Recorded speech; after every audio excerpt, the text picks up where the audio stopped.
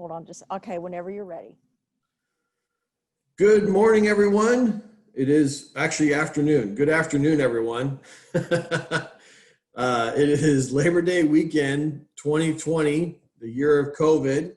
And I want to thank Jeannie from Downtown Library with CALS having us on Zoom today to talk about Social Security basics.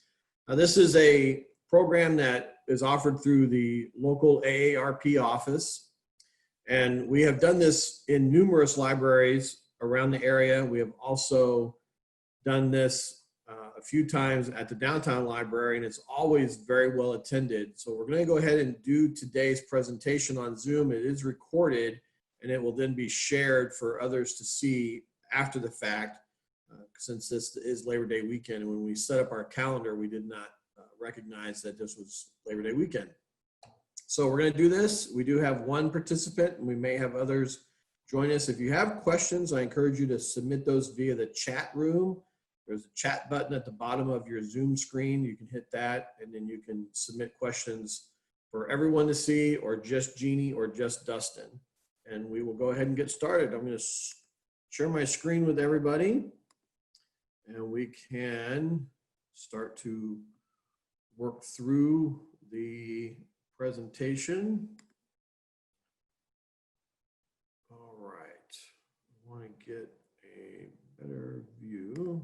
All right, so the overview of this program, we're going to talk about what Social Security is. We're going to talk a little bit about the full, early, and delayed benefits. We're going to talk about what happens if you're going to be collecting Social Security but maintaining employment.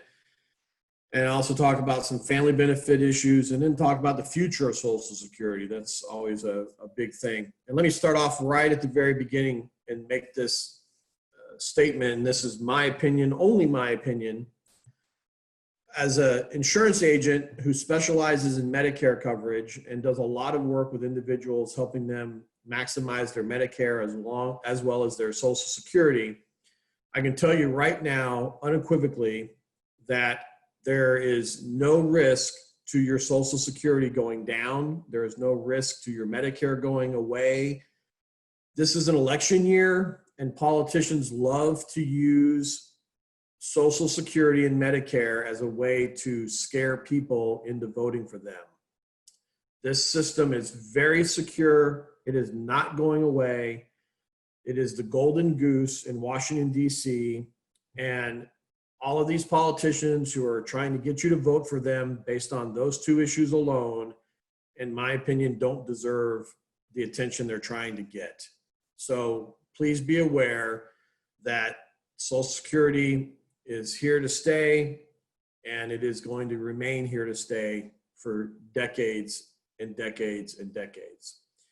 So now that I'm going to get off that soapbox, let's go ahead and start through the program. Little disclaimer, this is informational only source. We are not here to talk about legal or tax or financial services. You need to have a professional help you with those things. And moving on. Social Security. Everyone who is employed contributes. Everyone has some payroll deduction. If you look at your payroll statement, you'll see there's a Social Security line. You'll see there's a Medicare line along with a disability line as well. And then those who can benefit from it are those who have worked a minimum number of years and have met retirement requirements and age requirements. Those who are survivors of those who have met the requirements, so spouses. Remember, when Social Security was created, a lot of spouses, primarily women, did not work. But Social Security is there for them, and based off of their spouse's investment in the system, they get survivor benefits based on that. Also, children can qualify. And then there's disability. Social Security disability insurance is a program oftentimes referred to as SSDI, Social Security Disability Insurance. And it's an insurance policy that everyone pays to as part of your payroll deduction. And if you get injured or not able to work, you can receive those Social Security disability insurance benefits. It is a safety net. Social Security was never designed, was never conceived to be a replacement of anyone's income. On average, it replaces about 40% of the average person's income. And about a third of our citizens currently rely on Social Security as their only income. And I would say here in Arkansas, that number is probably a little higher than 1/3. You'd be amazed the number of people who only receive Social Security income. Quick quiz, what is the average benefit? Now this is a national number, not Arkansas's number. Nationally, I can tell you right up front, the national average is $13.60. In Arkansas, it's probably closer to $11.26. So how do you qualify for benefits? You or your spouse need to have worked a minimum of 10 years or 40 quarters and paid the appropriate taxes and into the system. If you have worked for 10 years or more, but it's always been off of the traditional systems, not W-2, or you've been 1099, but you haven't paid your payroll taxes, then you're going to have some problems qualifying.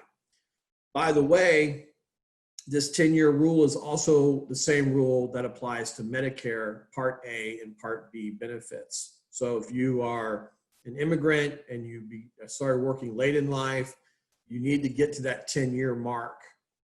If you had some circumstances that caused you not to work early on in life, you need to make sure you get to that 10-year mark. Most people do work at least 10 years, unless they're injured very early or disabled very early in life. Employers and workers each contribute a percentage through the FICA system. And in 2017, the income cap was $127,200. And that income cap goes up a little bit every year. Social Security used to be available to everyone at age 65. It is no longer available at age 65 for those who were born after 1943. There is now new setup, and you can see on the chart, based on the year that you're born, that will show at what age you'll be able to collect what is considered full retirement age income.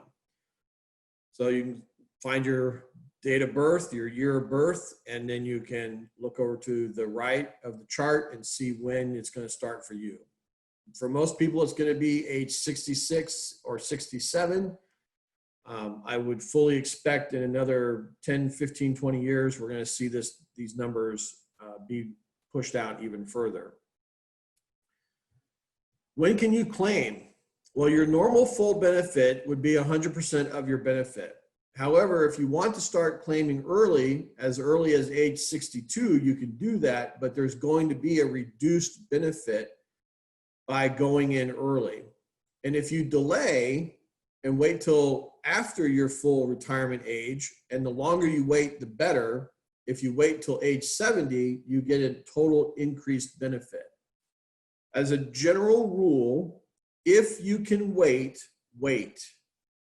The payoff for waiting is about 8% a year over year. So if you can wait till you're closer to 70, that would be your best return for your Social Security investment. So you want to make sure that you can. Now, if you can't, sometimes you can't. Some people you have to start pulling early. Just be aware that you're going to see an overall reduction in your benefits for the remainder of your lifetime.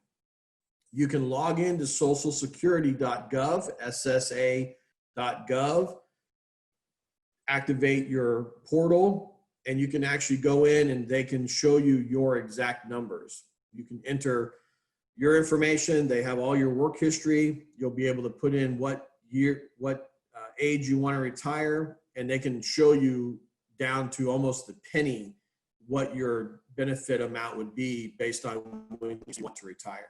It's a really nice system. I highly recommend everyone activate their Social Security portal to be able to track this stuff online. So again, this is just a chart that shows that it pays to wait. At age 66, which is the yellow column, this again, just using average numbers for illustration purposes only, but it shows if you start to retire, if you start to pull out early, you're going to get a reduced benefit, and you're going to have a reduced benefit for the remainder of your life. If you wait to pull out later, then you're going to get an increased benefit, and that is an increased benefit for the rest of your life. So while $100 one way or the other may not seem like a lot right now, that $100 a month over the next 20, 30 years really starts to add up. So when should you retire? Well, there is no one right age. You have to assess your living expenses, and you need to make informed decisions, because retiring early and claiming early could reduce benefits for you and or your family. Again, socialsecurity.gov has a wonderful website, and I highly recommend you utilize it.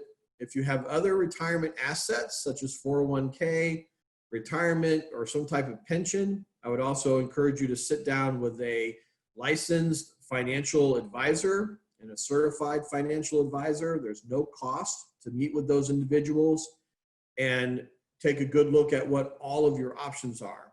In this day and age, with a lot of people retiring early because of our current circumstances in 2020, there are some very creative things being done that are helping people delay using Social Security so that they can maximize their Social Security as well.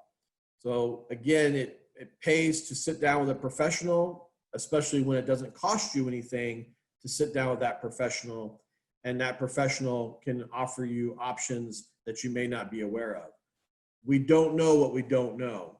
And as a professional insurance agent specializing in Medicare, every week I talk to people who don't know what I know, and after we visit, they're able to access more benefits because of that. We have professionals. Please utilize them. If you have a heart condition, you're not going to run down to your local mechanic and talk about your heart condition. In the same way, you're not going to run down to your heart doctor to talk about your car problems. Please utilize the professionals that are available to you. These professionals are available to you at no cost. I encourage you to find one, talk to your friends and family, and ask for a referral. So to get your estimate, we've talked about this. You want to go to ssa.gov. That's the easiest and best way to do it. You can also call them. Note that statements are not mailed as often as they used to be. So you're going to want to make sure that you are logged into the ssa.gov website to maximize and know what your benefits are. Again, Social Security and work and income. So a lot of people are doing this. They're aging into the system. They're deciding they're going to continue to work. So how does that impact their Social Security? Well, these numbers are based on 2017. And depending on how much what your age is, your full retirement age, if you make less than $16,900, you don't have an issue. But once you break that number, and that number is a little higher this year, then they're going to start to deduct $1 for every dollar earned above the limit. Once you reach full retirement age, that number rises and you can make a lot more money, and the deduction is also less punitive. So you want to factor that in if you're going to maintain full-time employment or part-time employment. Knowing what your numbers are can help you really maximize and use the system to your advantage. Let's talk a little bit about family-related benefits. Children, spouses, and ex-spouses, along with survivors, widows, and widowers, also have access and ability to collect based off of your income or based off of your work history. Each qualified child may receive money in payment up to 1/2 of the full retirement benefit amount. This is for survivors. If mom or dad passed away early, children can receive additional benefits. There's requirements. They do have to remain unmarried. They have to be under 18 or be a full-time student or have some type of disability. So if you know someone that's in that circumstance and they may not be utilizing these benefits, I would encourage you to have them reach out to Social Security and find out what might be available to them. It's shocking the number of people who have access to these benefits and are not aware of them.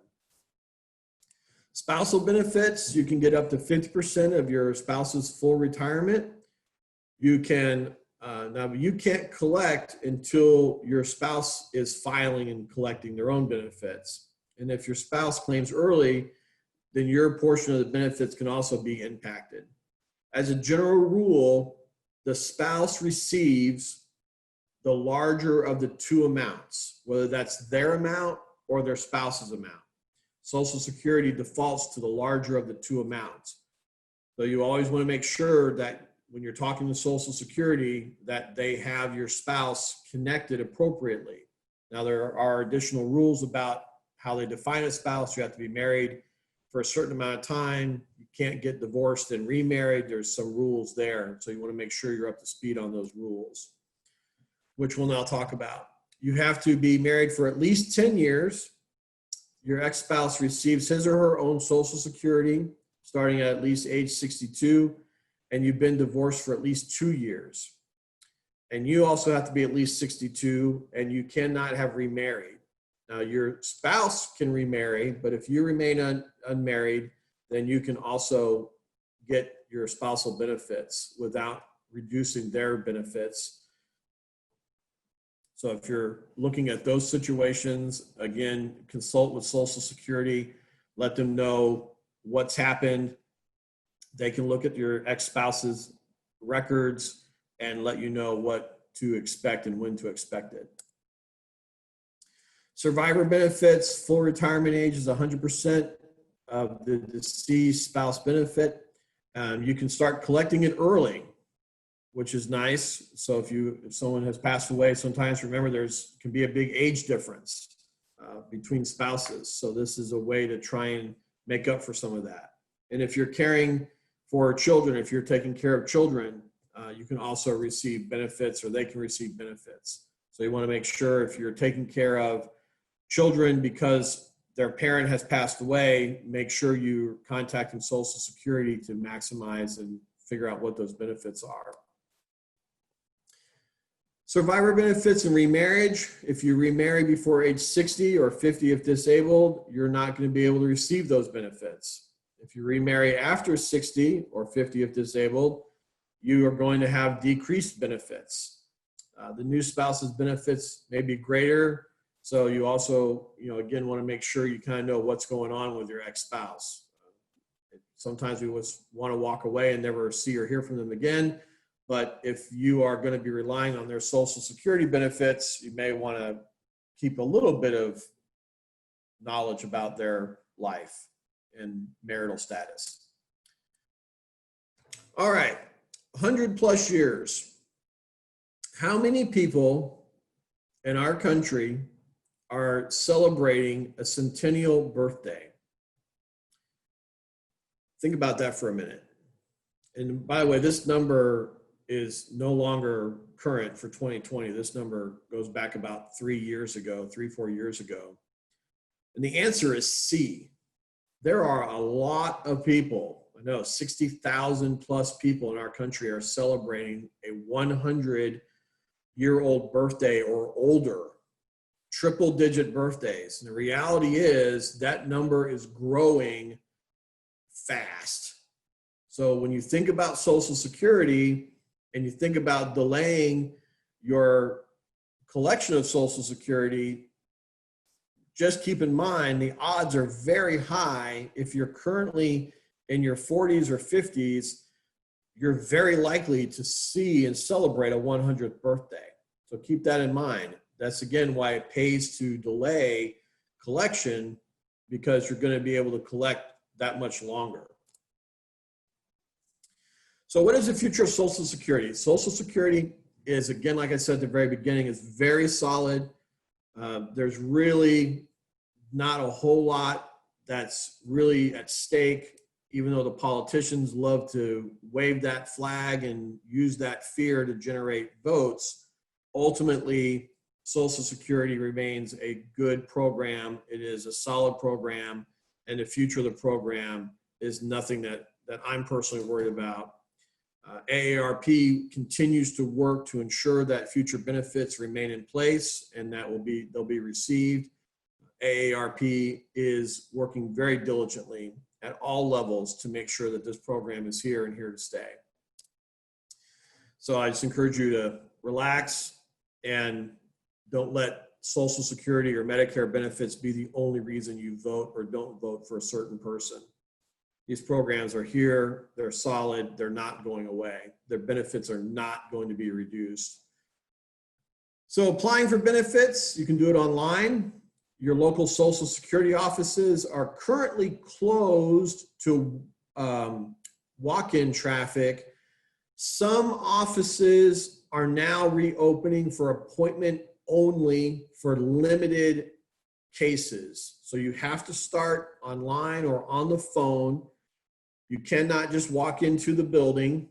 My office is across the street from the Sherwood office, and that office remains closed and is available to people by appointment only, and you have to meet certain requirements and needs to go there in person. So you're going to want to try and do as much as you can online or over the phone. My tip to you is if you're going to be calling this 800 number, you call them at about 7 a.m. in the morning, Central Standard Time, because they're East Coast and they will be open at 7 a.m. Central Time. Go ahead and call them at 7:05 a.m. So you're at the beginning of the call list. Calling them after 9, 10 o'clock in the morning, you're going to be on hold for 20, 30 minutes or longer. So just a tip to the wise, make that phone call early in the morning.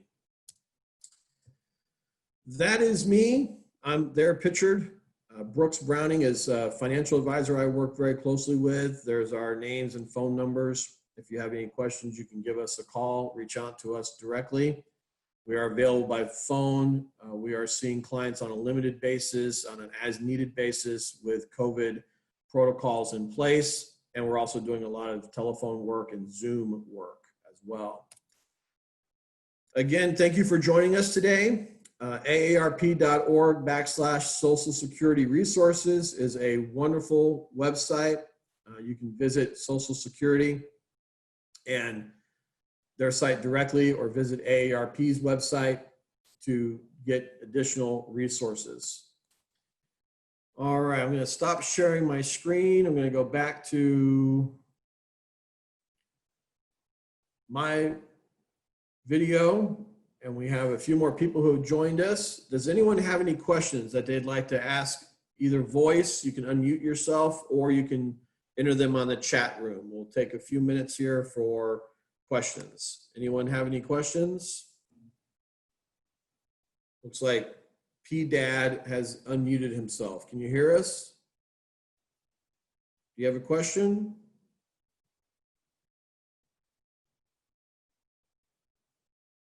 Okay.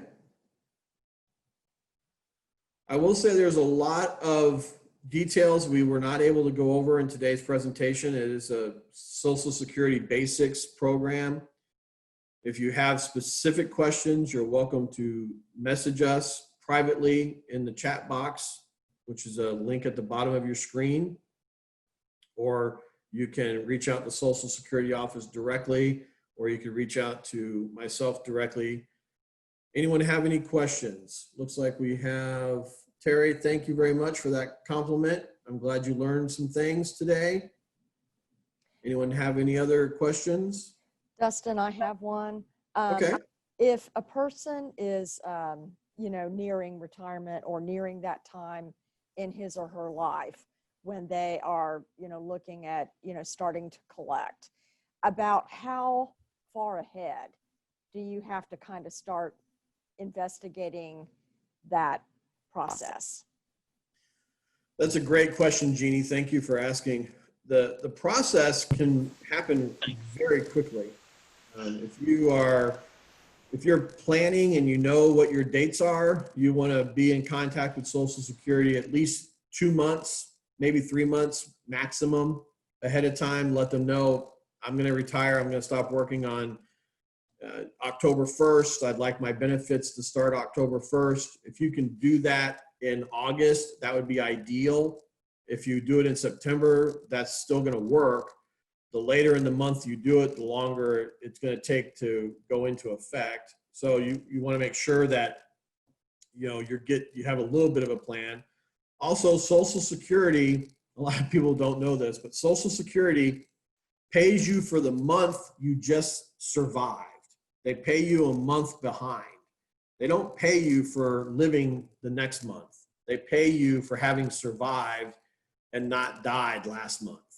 So your Social Security benefits, when you start, are always going to be a month behind because of how they've got that set up. But however, if you do end up in a situation where maybe you lost your job unexpectedly or you became ill unexpectedly and are no longer able to work, you can call Social Security, activate your benefits, and usually have your first check within 30 days. But that's the basic general time frame. Thank you. Any other questions? All right. I have one more if nobody else does. On the survivor benefits, I know that people can collect them, when their children are, under age 18 and all of that. But in your slide presentation, you mentioned something about you can also collect that after age 60 as a survivor. I have a friend whose husband died. She remarried, but it was a very short remarriage. It was like maybe 2 or 3 years. And then, that marriage ended in divorce. So can she collect survivor benefits on her deceased husband? It was a 12-year marriage. And then she did get some benefits while, the child was being raised. But then now that the child's over 18, those benefits aren't received anymore. But your slide said at age 60, you can also collect. Is that correct? As long as she is not currently married, she would more than likely have access to her deceased spouse's benefits.